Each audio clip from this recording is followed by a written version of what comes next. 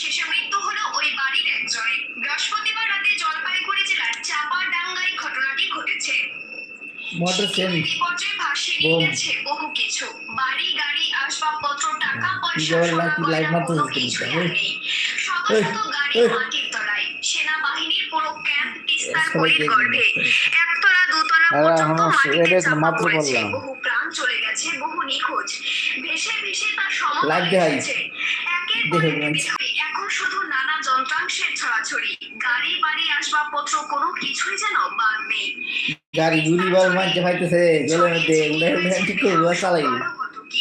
আর এদিকে সমতলের মানুষ কয়েক জায়গায় যেমন গাছের গুড়ি, গাড়িও বাইছে, ভেসে আসা জিনিসপত্র উদ্ধার গাড়িও বাইছে, বড় গাড়ি ছোট গাড়ি বাইতেছে উড়ে আসতেছে।